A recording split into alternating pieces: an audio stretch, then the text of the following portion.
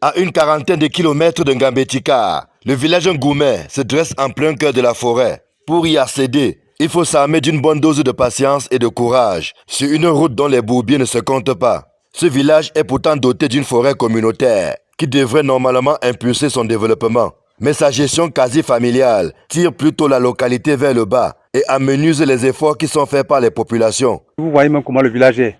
Comment est-ce qu'on peut rester dans un village comme celui-ci qui a toutes ces composantes de développement où nous souffrons encore? Tout ce que vous êtes en train de voir, c'est des efforts personnels.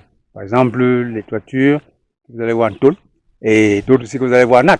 Pour ça, il n'y a pas de développement en tant que tel. C'est une forêt communautaire qui est faite de la famille. Parce que les gens comme nous, quand nous avons mis à côté, ils ont formé leur clan.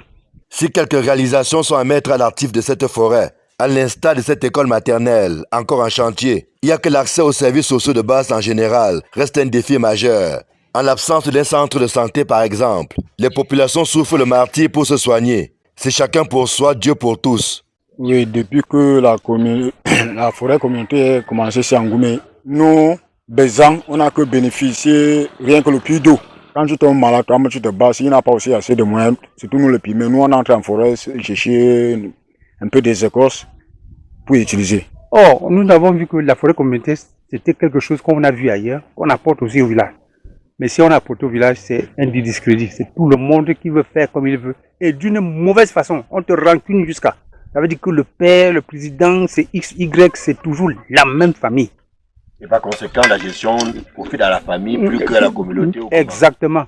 Autre localité, même constat. Nous sommes au village Oué, à cheval entre Ngambetika et Mansolé. Ce n'est pas l'enfer sur terre, mais il y a encore fort à faire pour sortir ce village du sous-développement.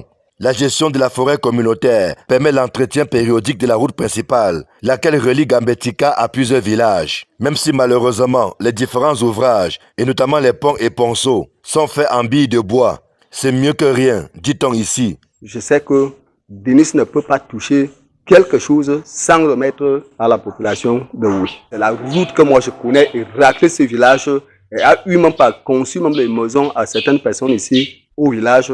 Le domaine scolaire, c'est lui qui a financé ça. Un peu d'argent là pour payer les enseignants et les fournitures scolaires. Mais l'accès aux soins de santé demeure un combat de tous les instants.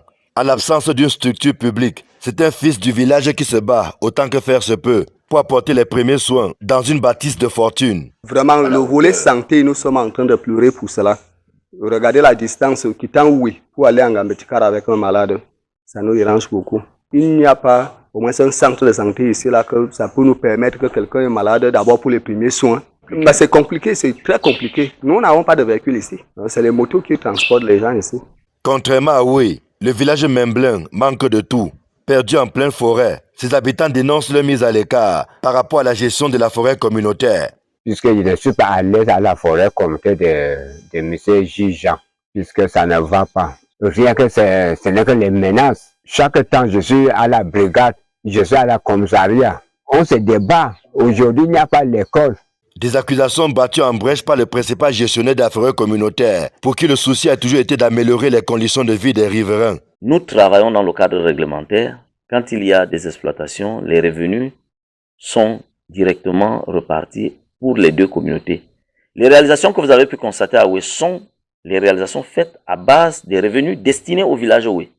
À Con, il faut le dire, le village Memblin existe, ça fait 4 ans. Nous sommes en 2025, ils sont là depuis 2020, à peine 5 ans. Les revenus déposés à Con ont servi au développement du riverain principal que nous connaissons tous, le village Mansolé.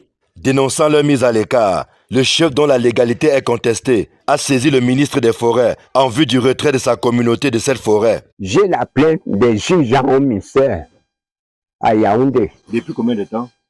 Je vois en décembre. Le ministère a dit quoi? Le ministère, pas encore. Pas encore, le ministère n'a pas encore répondu. Moi, je me suis dit, quand on parle de la forêt communautaire, il s'agit d'une communauté. Mais pourquoi cette communauté, n'a pas été informée, et de deux, aujourd'hui, est menacée? C'est la forêt communautaire ou bien c'est l'UREFA? Ça, vraiment, je ne sais pas. On est perdu là comme ça. De son côté, le gestionnaire parle plutôt de manipulation et dénonce une bataille rangée des élites qui tire les localités concernées et puis généralement Ngambetika vers le bas. L'exploitation d'une forêt communautaire est régie par la loi. À l'heure où nous parlons, il y a plus de 10 000 planches de bois sciées dans la forêt communautaire par des gens que nous ne maîtrisons pas et que nous ne contrôlons pas. Et à chaque fois que nous essayons de vouloir réguler, c'est un problème. Ils sont soutenus, il faut le dire, par certaines élites qui encouragent la déforestation de ce couvert végétal. L'arrondissement de Gambetika compte une bonne vingtaine de forêts communautaires. Leur exploitation est censée, selon les cahiers de charges, améliorer le cadre et les conditions de vie des populations tout en préservant l'environnement. Mais force est de constater que le bilan est assez mitigé. Les quelques réalisations observées ça et là sont noyées et diluées par une gestion questionnable.